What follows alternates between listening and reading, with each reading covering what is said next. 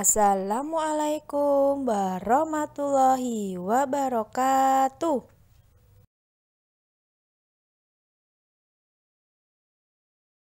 Pembelajaran Bahasa Jawa kelas 2 piwulang 7 tulung tinulung.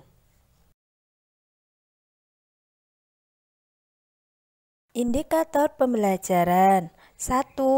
Menceritakan kembali isi dongeng. 2. Menyatakan suka atau tidak suka terhadap sifat tokoh disertai dengan alasannya.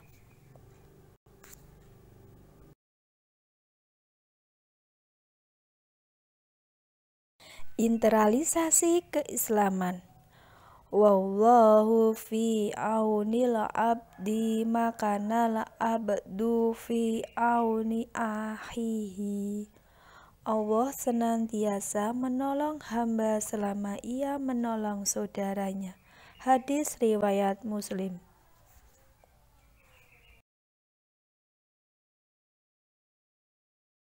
Wilujeng enjang bocah-bocah kelas kalih ingkang sholih lan sholihah. Pripun kabaripun dinten menika? Mugi-mugi sedanten tansah diparingi kesehatan saking Allah Subhanahu wa taala. Amin. Kepanggih malih kalian Ustazah Nur Ani.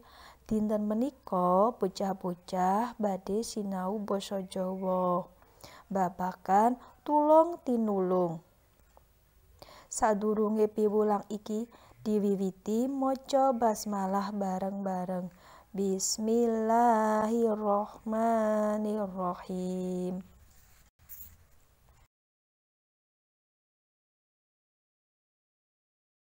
Bocah-bocah, ayo gatekke dongeng manuk lan semut ing video iki. Manuk karo semut. Ana semut kecemplung ing blumbang. Semut bengok-bengok njaluk tulung.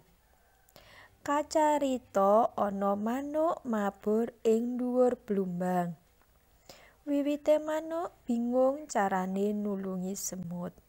Amarga manuk ora bisa nglangi.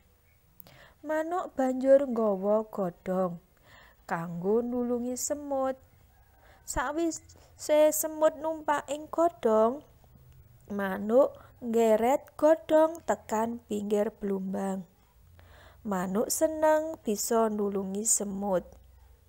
Semut ngucapke matur nuwun marang manuk.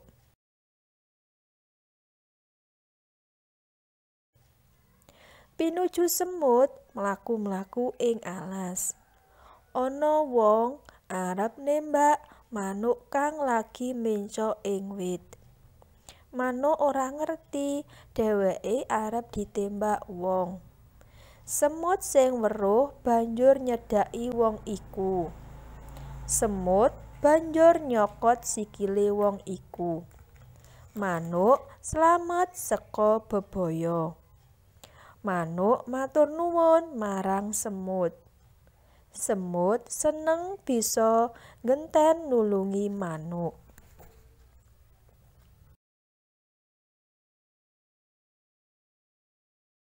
Negesi tembung angel ing dongeng manuk karo semut. Tuladhane amarga yaiku sebab. Ukarane utawa kalimate aku takon sebab ora ngerti. Blumbang yaiku kolam. Amarga yaiku jalaran utawa sebab. Nglangi yaiku renang. Akal yaiku kepinteran. Bebaya yaiku bahaya. Kelaran yaiku krasa lara. Pinuju yaiku ngepasi.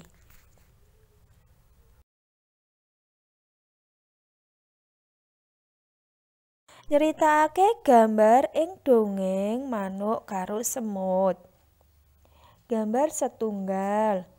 Kira-kira semut karo manuk lagi apa ya?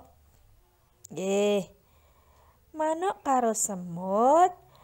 Sawijine dina ana semut lagi gojek karo manuk. Gojek kuwi geguyon. Gambar kalih, kira-kira semut lagi apa ya? Nggih, leres. Amarga ora ngati-ati, semut kecemplung blumbang. Gambar nomor 3, semut ora bisa nglangi. Semut glagepan njaluk tulung.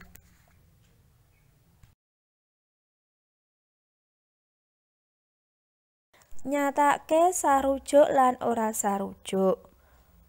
Memberikan pendapat dengan kata setuju atau tidak setuju. Tuladhane, bocah mlinteng manuk. Panemu utawa alasan. Ora matuk amarga mlinteng iku pagawean kang ora becik, bisa nglarani liyane.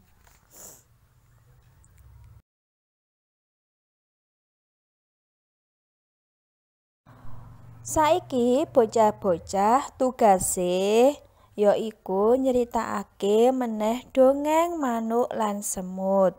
Nggawa basamu. Kirim voice note ing Ustazah Nurani.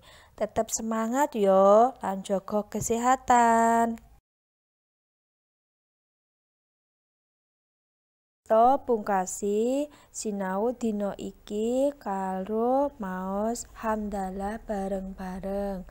Alhamdulillahirabbil alamin.